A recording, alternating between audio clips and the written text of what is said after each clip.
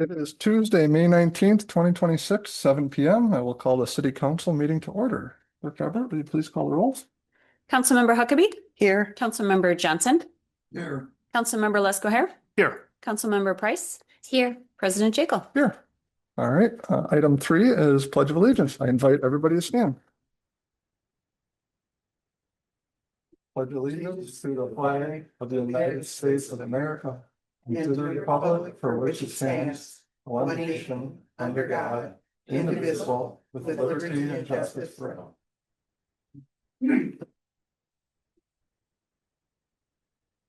Thank you. Item 4, consent agenda. The consent agenda outlined below is hereby presented for action by the city council.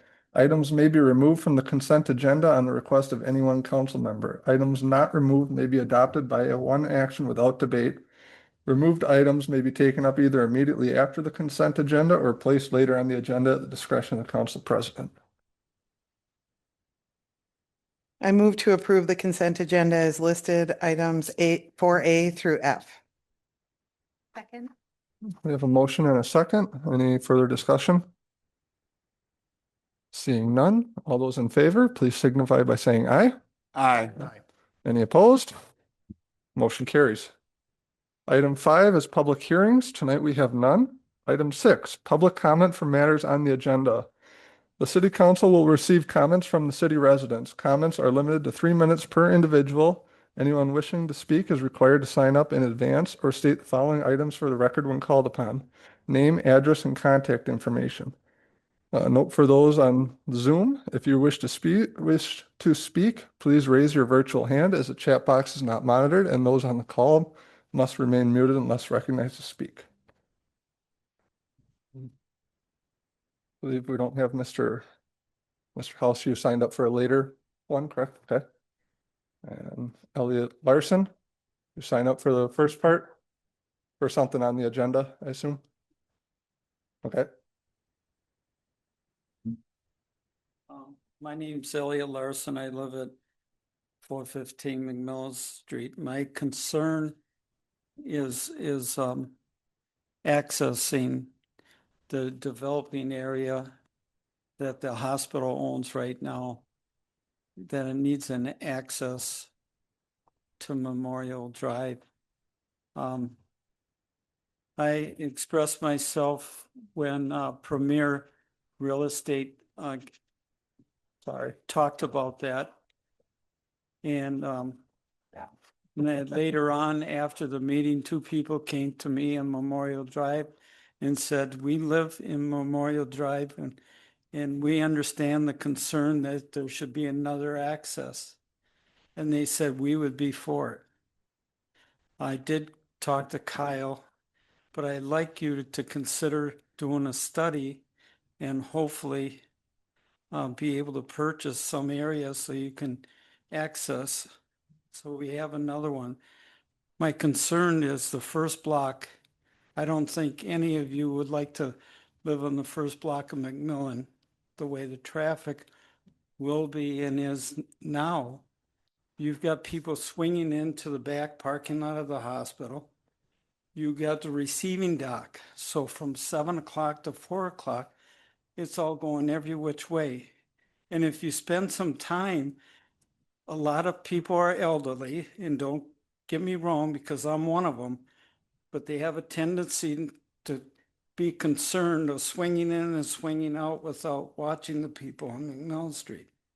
So the less we can do on McMillan Street and have another access road to East Sherman, I think most of the people would be appreciative of that.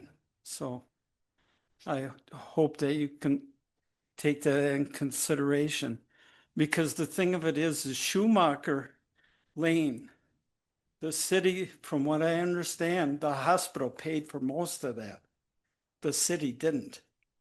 So I would appreciate, and I think a lot of people would appreciate, if you take this into consideration. Is it going to be costly? Somewhat, but maybe the developer would be willing to help. Maybe the people that with the CBRF would be willing to help. I don't know. But I think it should be looked at. Thank you very much. Thank you. Did not have anybody else signed up for in person, so this will be a first call for anyone on Zoom. Second call for anyone on Zoom wishing to speak. See, we had one more person to let's log in, so this will be a third and final call for anyone wishing to provide public comment via Zoom. Seeing none, we'll close the public comment.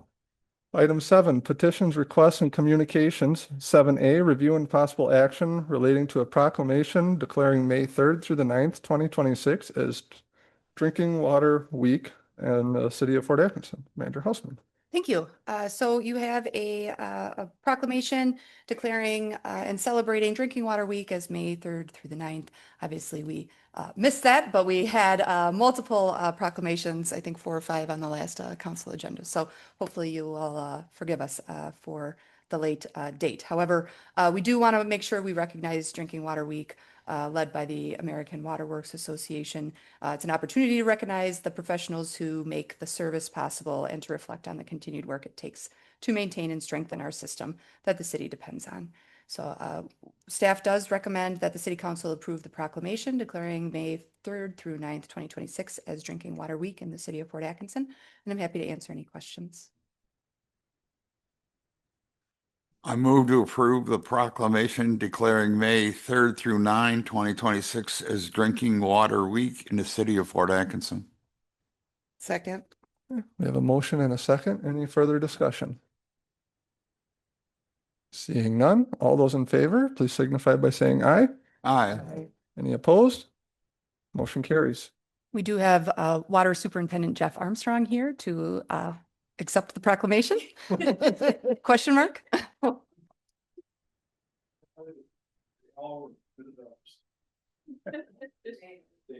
Sure. Graciously accept this as well. Thank you, Jeff. Thank you. Here, thank you.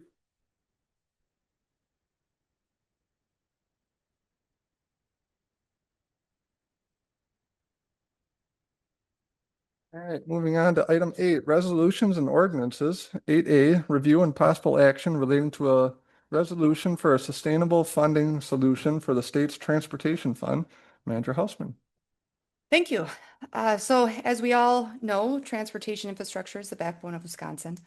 From 2000 to 2025, that consumer price index increased by 90%, outpacing the state's sizable investment in general transportation aids, which increased 60%. And again, from 2020 to 2023, the producer price index for concrete rose 20%, while GTAs rose 4%. So we are fighting a losing battle with funding for roads, and the League of Wisconsin Municipalities is encouraging their members to adopt a resolution and then distribute that to Wisconsin elected officials with the goal of gaining support for a sustainable transportation funding solution. This is part of a broader strategy to highlight the funding gap for transportation in Wisconsin cities and villages. Adoption of the resolution is not expected to have a financial impact on the city. However, this resolution, along with others adopted by local units of government throughout Wisconsin, may encourage the state legislature and the governor to consider additional funding in the future. So with that, staff does recommend that the City Council adopt the resolution supporting a sustainable transportation funding solution and direct the city clerk to distribute the resolution to our elected officials representing the city and Jefferson County. I'm happy to answer any questions.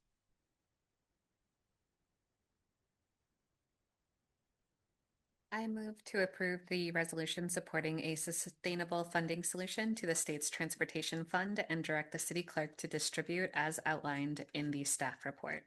Second. We have a motion and a second. Any further discussion? Seeing none, all those in favor, please signify by saying aye. Aye. Any opposed? Motion carries. 8B, review and possible action relating to a resolution adopting standard construction specifications. Director of Public Works, Maven. Good evening. Historically, the city has not had a document consisting of all construction standard specifications. Each project proposed specifications were approved individually, which means contractors reaching out to city staff to understand which pieces of equipment are needed for which part of the project. So city staff have completed a comprehensive review and update to the city standard specifications for public works and utility improvements. The specifications govern how the streets, curb, right-of-way, sidewalks, utilities, and similar right-of-way infrastructure are constructed for both city projects and private development. It's important to note for private development that's typically regarding their utilities that are going to connect to the cities right away, right? So if it's going to, the private development, if they've got their laterals, their water sanitary laterals that are going to connect in, they're going to connect into ours with what we accept. They know what to bid out. They know the items that needed. So formally adopting the updated standard specifications by the resolution provides clear direction and transparency. For the contractors, it sets clear expectations.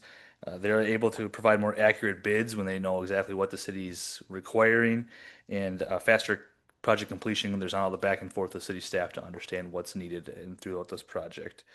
And it also creates a little bit more of a budget predictability when you can accurately bid out the project. And then for the city, it creates consistency and reduced risk and liability. So the big piece is these are all specifications that the city already has, but none of it's documented in one place, right? So now when a contractor reaches out, I just send this right back to them. The draft version I've sent to 3 different individuals in the 3 weeks that I've had it in my inbox, right? So hey, here's a draft version of this. Go check it out, and they can reference all that versus going back and forth multiple emails, meeting on site. So it reduces a lot of staff time in this as well. Most municipalities will just have this posted right on their website, so it just reduces all that questions ahead of time. They just reference that specification. We reference the specifications when we put out bids and are working with contractors, and it just gets everybody on the same page from the get-go. So while certain technical standards may be administered by staff, the adoption of the city council establishes a clear public record that specifications are officially approved and in effect. There's no financial impact associated with this resolution. As I stated, everything that is in here is something that's already in act with the city. It just puts it in one formal document. So staff does recommend city council approve the resolution adopting the updated standard specifications as presented. I will just note that interim city engineer Andy Burt assisted with developing the specs. So this is something outside our regular scope of expertise. So we did Indeed. get some assistance. And have you received any contractor input or feedback? Yeah, from the individuals that I've reached out, it's great. Thanks. They can just keep moving. They're not going back and forth. And even for our other engineering firms that we're using for different projects throughout the city, if they just have a standard spec that they can reference throughout their project and include it in the bid that they're going to build out for us, Banker Road, for example, right? Yep. The engineering firm that we're using right there, he asked a specific question on a standard. And it's like, you know what, now's a great opportunity. This is still in draft format until it goes, approved by council, but take this and run with it, and I'll let you know if it doesn't move forward. But it's, the instant response is, this is so helpful. This just helps us move along and communicate clearly. We're not trying to play middleman between the contractors and the city. We just know what the expectation is. That's really good. Thank you. You bet. I move to approve the resolution adopting standard construction specifications. Second. We have a motion and a second. Any further discussion? Seeing none, all those in favor, please signify by saying aye. Aye. Aye. Any opposed? Motion carries. Thank you. 8C, review or the first reading of an ordinance relating to a zoning map amendment for the property located at 550 McMillan Street.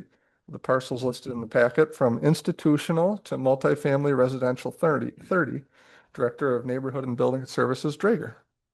Oh, yes.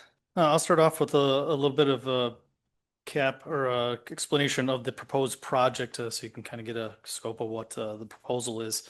Right now, the proposal is for 4 multifamily apartment buildings, 24 units each.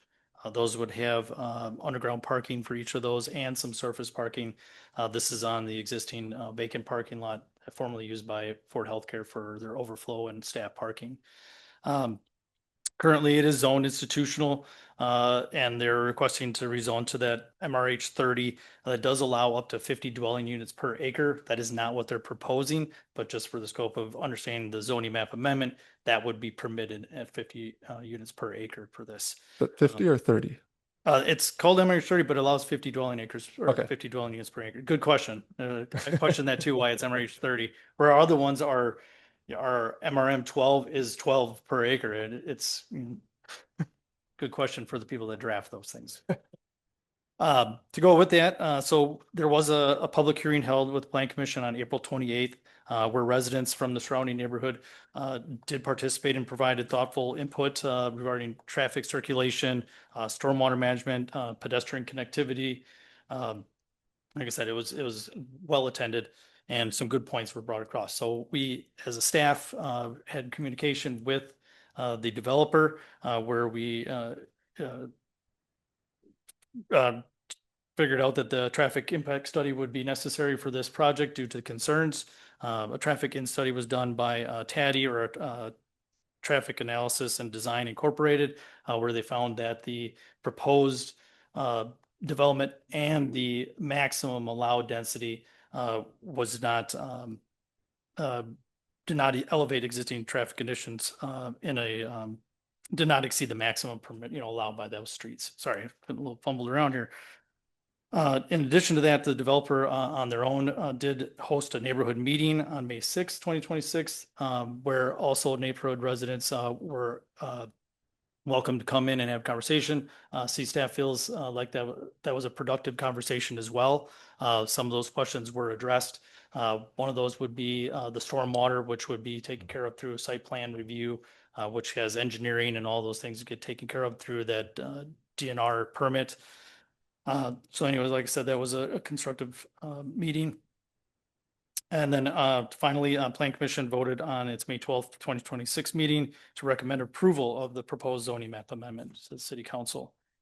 I will also point out the city's comprehensive plan future land use map does have this as planned mixed use, which is permitted, which is in concert with the MRH 30 zoning request.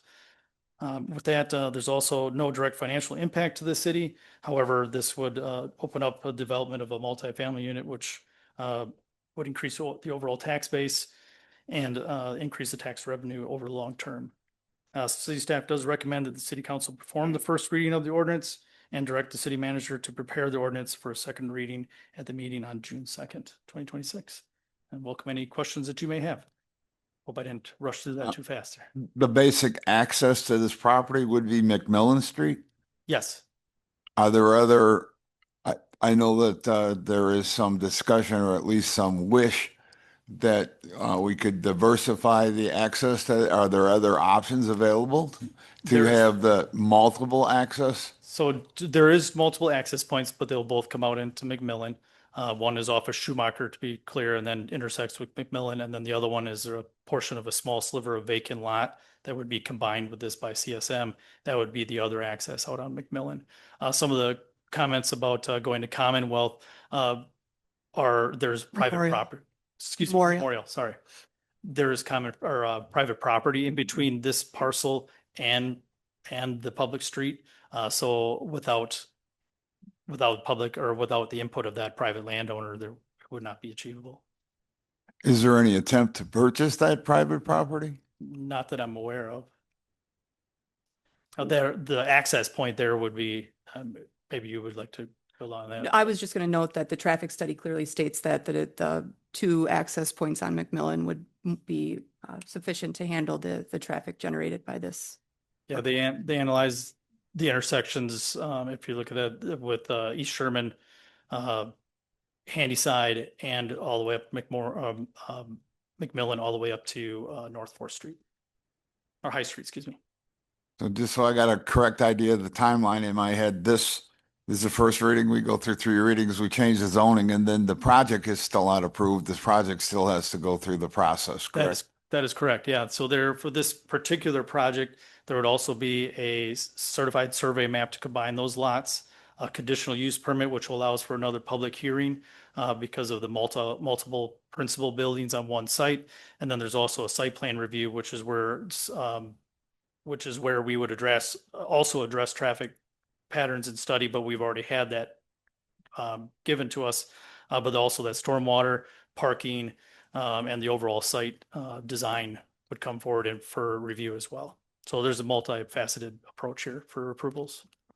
I was at the meeting where the public meeting, Mhm. and there was a lot of concern about the water issues or the stormwater issues. Yep. Have they all been addressed? Are they all resolved? Are they still, would that happen once the project goes? The stormwater all will get addressed with civil engineering during the site plan review.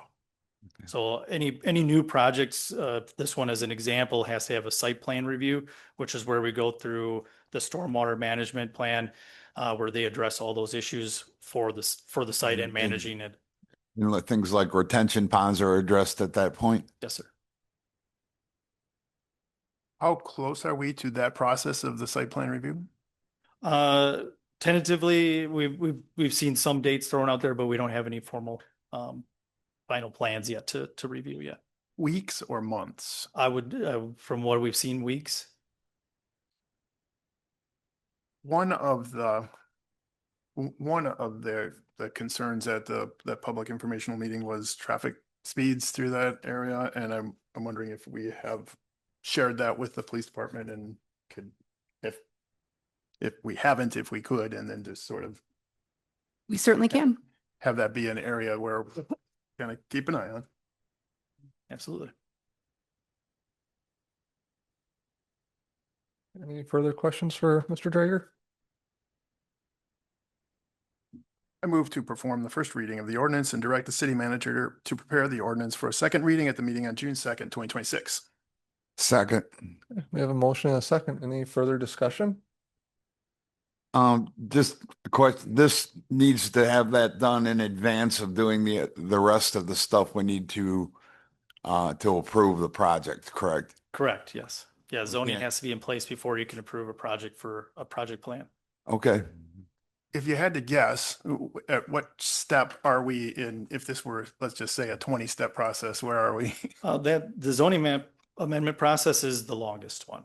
Yeah. So next, the next set of approvals can all run somewhat at the same time, but they all have their individual approval process. Like I said, that public hearing for the conditional use permit that would be required for this particular plan. Would it be fair to say that we're still in the very early stages of this? From the site plan review and those things, from a staff perspective, yes, we haven't seen any formal plans for that. Yeah, this does not ensure the project. It just says we're in a position to do all the reviews of the information necessary to approve or disapprove the project, correct? Correct. This is simply the zoning. This is the first reading of the Yeah, zoning. excuse me. Yeah, the first reading of the zoning, yes. So there'll be two more readings after this, strictly for this approval, and then all the other approvals for the actual specific project. Thank you. You're welcome. Any further discussion? Seeing none, with motion of second, all those in favor, please signify by saying aye. Aye. Any opposed? Motion carries. Thank you. Thank you. Item 9, reports of officers, boards, and committees. 9A is city manager's report. Thank you. The Parks and Recreation Main Street Dance Recital was held on May 1st and May 3rd at the Young Auditorium in Whitewater. Moana and Aladdin were the themes. Over 200 dancers performed in over 500 costumes, and 106 dads and daughters danced together in the Daddies and Dancers program. 800 people watched on May 1st for ages 3 through 6, and over 1,000 attended the show on Sunday for ages 7 through 18. So congratulations to all involved in their successful dance program. Our park bathrooms and shelters are now open for the season. Excuse me. Our recreation program registration is going strong with summer programming, including t-ball, tennis, basketball, volleyball camps, and UW Whitewater's only camp held off campus. And progress continues on the city's 2026 South Main Street project, as well as the design of the relocated Banker Road, which is on schedule for construction in 2027. Tomorrow, a few city staff members will participate in the City Build Day at the Habitat for Humanity site along McMillan Street. We are pleased to support Habitat and a couple of future property owners by contributing a bit of sweat equity on their behalf. The Paint the Sky Kite Festival is on Saturday, May 30th from noon to 2 p.m. at Ralph Park. The whole family can come down to design and build your own kite or bring one from home and then watch them fly. There will be competitions for highest flying, best design, and biggest kites. On June 2nd, before the regular 7 o'clock city council meeting, the city will host a workshop and public meeting relating to the city's affordable housing fund policies and programs at 5:30 PM. The city council, plan commission, economic development commission, and public will be invited to listen to a presentation from Kristen Fish Peterson of redevelopment resources and provide feedback. The city's aquatic center will open for the season on June 5th. Our staffing outlook is good, but we still could use a couple more lifeguards if anyone knows anyone who is interested in that job. And that's all I have today. Thank you. All right, thank you. Item 10, unfinished business. We have none tonight. Item 11, new business. 11A is review and possible action relating to the Wisconsin Department of Transportation's carbon reduction program purchases at a cost not to exceed $13,835. City Electrician Armstrong. Good evening. Following a 2024 award from the Wisconsin Department of Transportation's Carbon Reduction Program, the City Council approved the purchase of traffic signal controls and materials during its January 20th, 2026 meeting.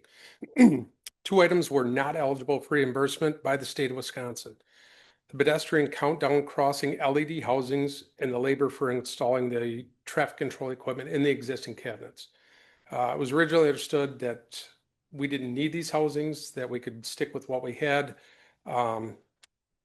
After staff was notified by TAPCO's new sales representative that that was not the fact, that we did require the new ones. However, staff worked with TAPCO to obtain pricing for these items as shown below. Staff also requested a quote for the installation of this equipment from TAPCO to ensure that the traffic control signals are installed by a contractor familiar with this product. And really what that is our traffic controllers and our conflict monitors that are in the cabinets. They're a new traffic controller. We had Siemens ones. They've gone away from the Siemens. We have McCain controllers. I'm not familiar with it. So I'm smart enough to realize that I'm not that smart, so I need to let someone else do that. So the January approval was specifically for the purchase of the materials from TAPCO, which is why only one single quote was obtained. The total cost for these items is $13,835. These items will be paid for out of the operational budget of traffic control supply account. Staff would recommend that we move ahead with approval of this. Any questions, comments, concerns? So you're going to shadow them so you can learn the new system? Now, there'll be several residents happy with the countdown timers, Yes, they will. as we've Yeah, it heard a will lot be. of that during the Main Street corridor planning. That's what I've heard. And they are nice. I mean, it does. The flashing hand is basically the same thing, but it doesn't give you how many seconds you have left. So nobody knows, right? I know, but yeah. How will a $13,835 expenditure impact the rest of the year for you? It should be fine. Because of this grant, I'm actually going to be replacing all of our pedestrian crosswalks, right? So all those will be new LED. All of our signal lights, all the balls in the signal lights, red, green arrow, yellow arrow, are all getting replaced. That was all through this program also. So we shouldn't really have any new traffic controllers, new conflict monitors. There are some other pieces and parts in the cabinets, but cross our fingers that we shouldn't have any issues. If we do, there's still money left in that account if we do run into incidentals. So I move to approve the Wisconsin Department of Transportation's carbon reduction program purchases at a cost not to exceed $13,835. Second. We have a motion and a second. Any further discussion? Seeing none, all those in favor, please signify by saying aye. Aye. Opposed? Motion carries. Thank Thank you. Item 11B, review and possible action regarding professional services agreement for Banker Road Development water modeling, Director of Public Works, Navin. Thank you. So the city of Fort Atkinson has a computer-based hydraulic model of its water distribution system. And Donahue and Associates previously utilized this model in 2023 to evaluate development along Banker Road. And because the portion of the development has occurred, staff is looking to reevaluate that water system in this area to ensure infrastructure planning remains accurate for future development phases.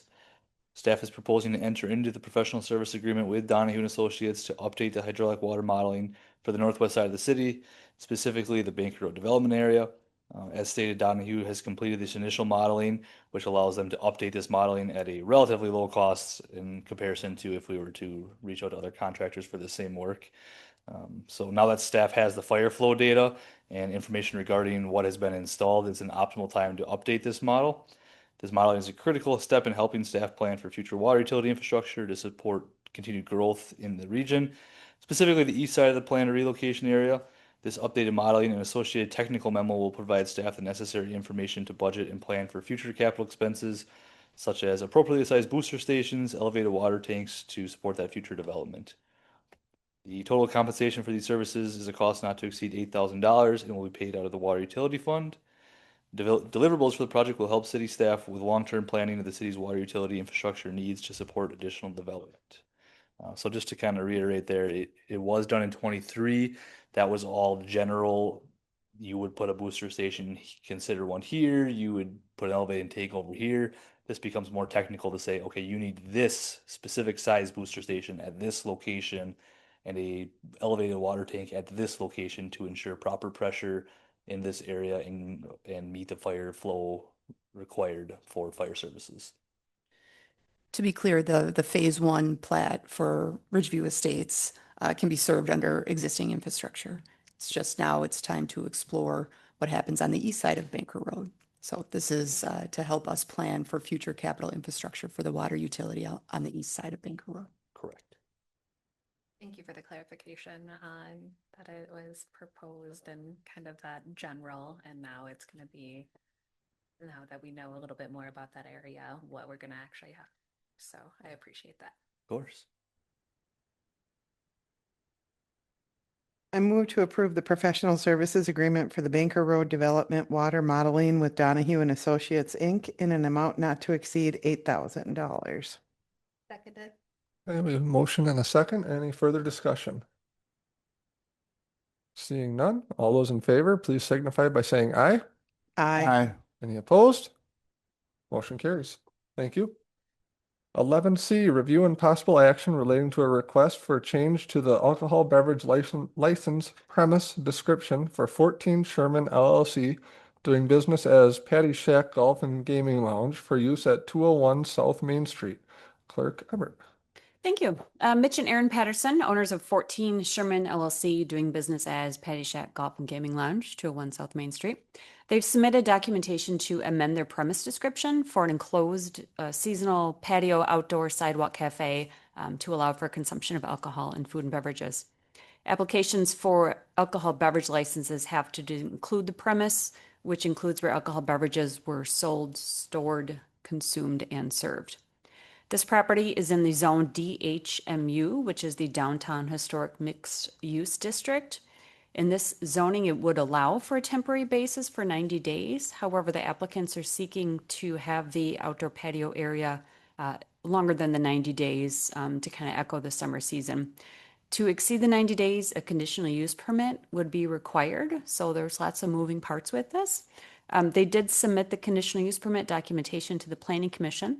Planning Commission held a public hearing on May 12th. There was no participation or comments. The next step would be the conditional use permit review is for May 26th, which is next Tuesday. Tonight, the council may approve the change in the premise description. It would be subject to the Planning Commission approval of the conditional use permit with an effective date, May 27, 2026.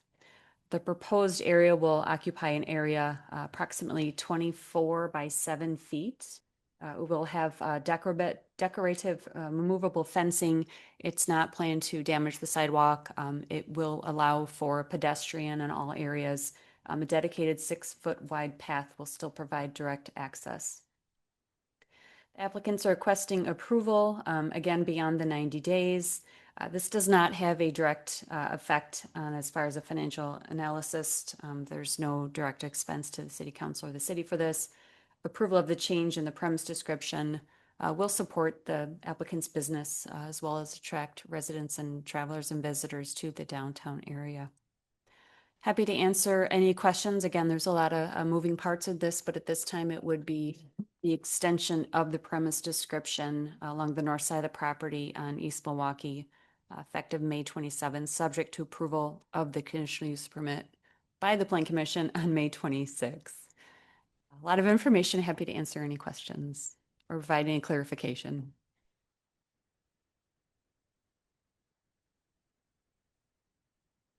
Is some type of barrier a requirement for something like this, or is it just to kind of like delineate the? Yeah, there is, Better. along with I'm sorry, with the memo, I did provide some additional information that reflected the ordinance.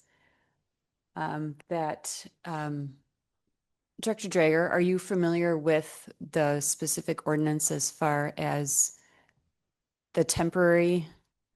Does the temporary require the temporary 90-day conditional use permit? Is that just for the 90 days, or does that require as far as the decorative fencing, the security? Thanks. So the conditional use permit, ooh, this one's louder than the one up there. The conditional use permit will set the parameters for the overall scope. So what they're proposing now will be locked in with that conditional use permit. So including the the barriers and all those other things. The zoning ordinance does not require a barrier around it, but that conditional use permit is where the plan commission can set some of those requirements. But as part of this proposal, that would remain part of the permit. Correct. In our Code of Ordinance, section 6-37 does discuss the consumption of alcohol or beverages in outdoor areas. It does require, I saw it and I just lost it. It requires a delineation, so it can be cordoned off, it can be decorative chains and posts, it can be a suitable barrier. I would suggest that this is a suitable barrier. Thank you. Yes. I move to approve the updated alcohol beverage license premise description for 14 Sherman LLC, doing business as Patty Shack Golf and Gaming Lounge for use at 201 South Main Street, subject to approval of the conditional use permit by the Plan Commission. Second. Okay, we have a motion and a second. Any further discussion? Seeing none, all those in favor, please signify by saying aye. Aye. Any opposed? Motion carries. Item 11D, review and possible action relating to a condominium plat for the Ridgeview Estates townhomes located at 1364 and 1356 Marigold Drive, CPR 2026-01. Director Drager again. All right, thank you very much. So this property, we've seen before. It was part of the Ridgeview Estates plat, subdivision plat. And it was also been through the process for a planned unit development process, which allowed for some flexibilities on the site. And this particular site, those flexibilities were mostly setbacks and requirements for those. Those were all previously approved. This is approval for separating out the individual units from the co-owned portions of it, of the property. So each individual owner can have their own unit, but then those shared portions of the property as well. So this document is establishing those private and shared parts of the property. So with that, this was extended to a staff review by Andy Burt and his team, where a land surveyor took a look at these things and did provide some feedback regarding some minor mapping errors that we typically come across. So getting pretty normal for that. Nothing major there, just some smaller small fixes that need to happen there. Financial analysis, there's not a direct financial impact to the city, but it is an addition of 8 individual parcels to the tax base, supporting property tax revenue. Staff and the Plan Commission do recommend the City Council approve the condominium plat for Ridgeview Estates townhomes located at 1364 and 1356 Marigold Drive with the conditions outlined in the staff memo. And I welcome any questions that you may have. I don't know if I mentioned, but the Plan Commission did recommend the City Council on April 28th. With the same conditions. Just amazing how fast this is all going up out there. It's really very cool to see. It is. Yeah, it's fun to watch. I Mhm. get to see the insides of it all the way through, which is, bonus for me. I move to approve the condominium plat for Ridgeview Estates townhomes located at 1364 and 1356 Marigold Drive, subject to the conditions outlined in the staff report. Second. We have a motion and a second. Any further discussion? Seeing none, all those in favor, please signify by saying aye. Aye. Any opposed? Motion carries. Thank you. Thank you. 11E, review and possible action relating to a disallowance of a claim against the city of Fort Atkinson Bowling. Clerk Everett.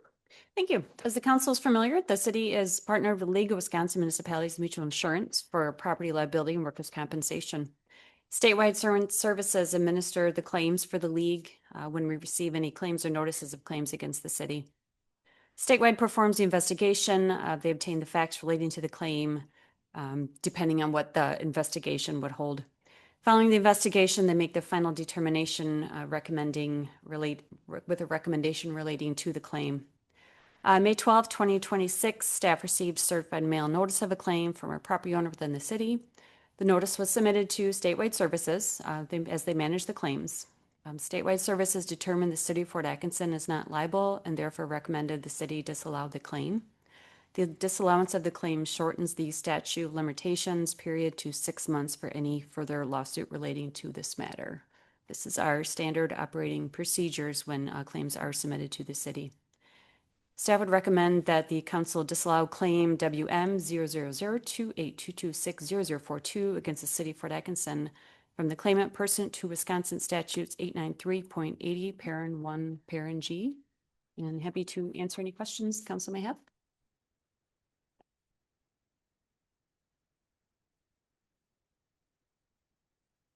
Could you just share with us what, a motion to disallow the claim, what does that set in motion then? So what that does is limit the time to a 6-month period that a lawsuit could be filed against the city of Fort Atkinson.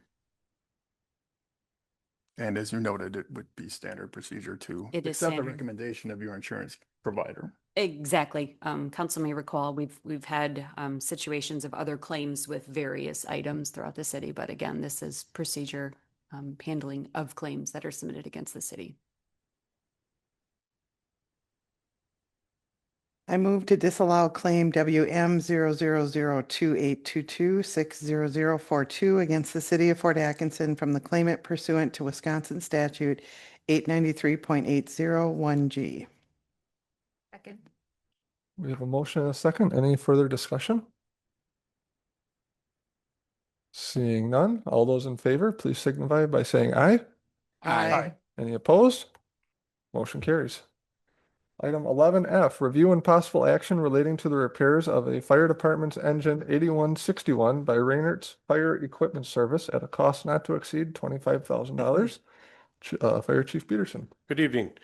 This item is for the emergency repairs of our engine 8161, which is one of our department's 2 frontline fire engines.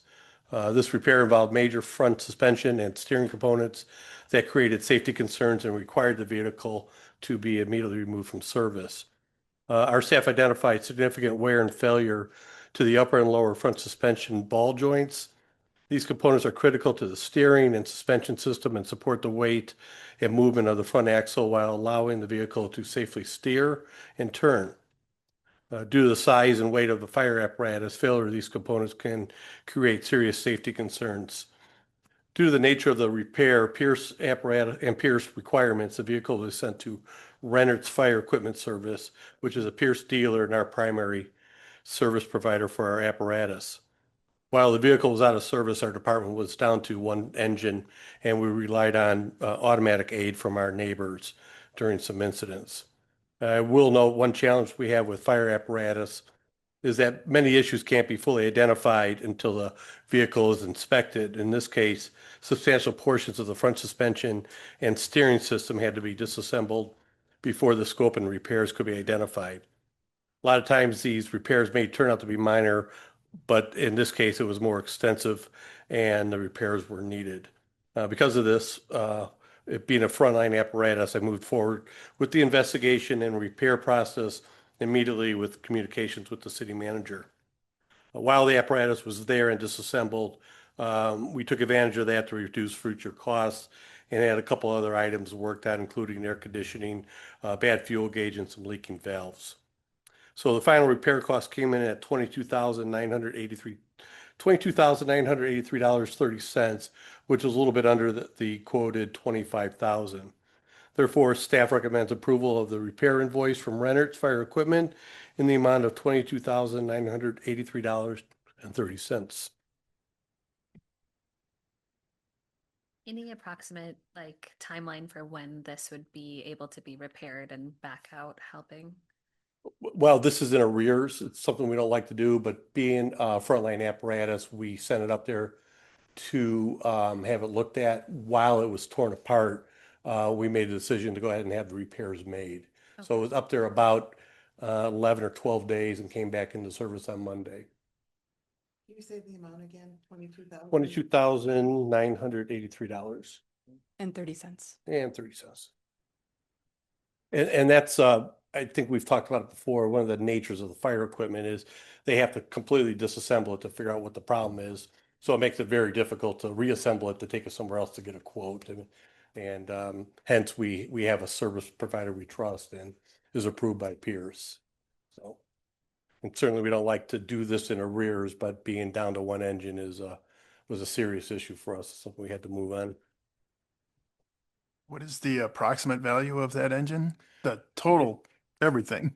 Yeah, well, to put in perspective, the new engine is costing 1.2 million. So, and the typical engines, we used to try to get 20 years out of, about 10 years frontline, another 10 years reserve. We've pushed that to 30 years now due to the incredible prices of these vehicles now. So, the price we pay for that is much more maintenance that we want to get on early. I move to approve repairs to engine 8161 by Rennert's Fire Equipment Service in an amount not to exceed $25,000. Second. We have a motion and a second. Any further discussion? Being none, all those in favor, please signify by saying aye. Aye. Any opposed? Motion carries. Thank you. Item 12, miscellaneous. Tonight we have none. Item 13, public comment for matters not on the agenda. The city council will receive comments from city residents. Comments are limited to 3 minutes per individual. Anyone wishing to speak is required to sign up in advance or state the following items for the record when called upon: name, address, subject matter, and contact information. No action will be taken on any public comments. Note for those following along on Zoom, if you wish to speak, please raise your virtual hand as the chat box is not monitored, and those on the call must remain muted. Up first, we have John House signed up to speak. And I see you took your spot already. Did. Thank you, ladies and gentlemen. Reason I'm here is we have some extra budget money, which I just noticed. There was $170,000 allotted for a bucket truck for the electric division. The bucket truck, thanks to our electrician, got it for $137,000. That leaves us $33,000 unaccounted for.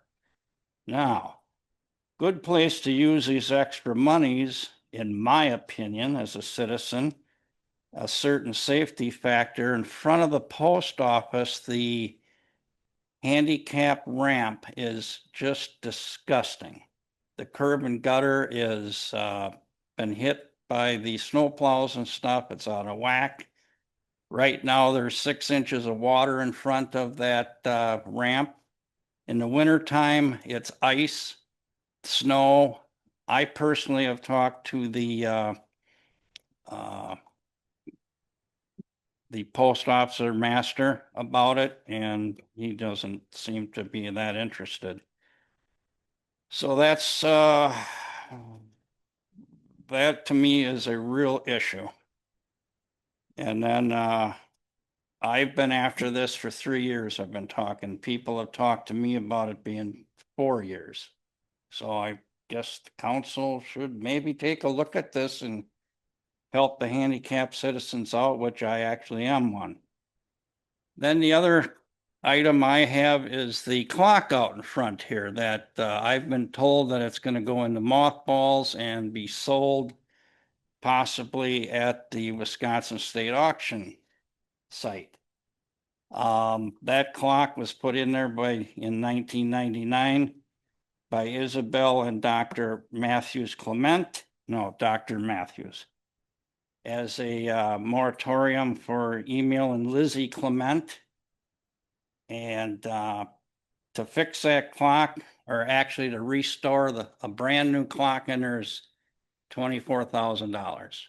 That seems a little steep to me, but I did call them, talk to them, and to fix the interior of the clock, just the mechanics, is $8,765 with a customer install of $2,740. Option number 3 is $12,285.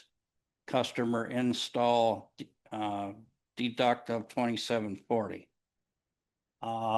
I did talk to the electrician, and I do agree with him that that would be best if we had them do the installs. That way there's a warranty.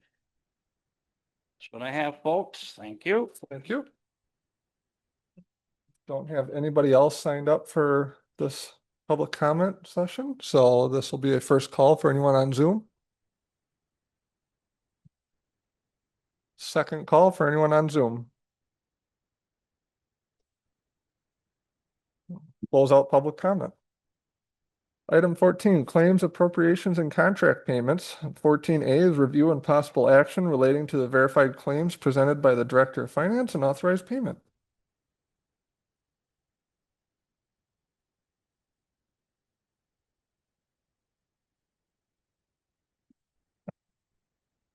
I move to approve the verified claims as presented. Second. Don't everybody jump at once tonight. This is a roll call vote. Councilmember Huckabee, Aye. Councilmember Johnson, Aye. Councilmember Lesko Hair, Aye. Councilmember Price, Aye. President Jekyll. Aye. All right, that motion carries. Item 15, adjournment. I move to adjourn. Second. A motion, a second, all in favor? Aye. Aye. Any opposed? We are adjourned. Thank you, everyone.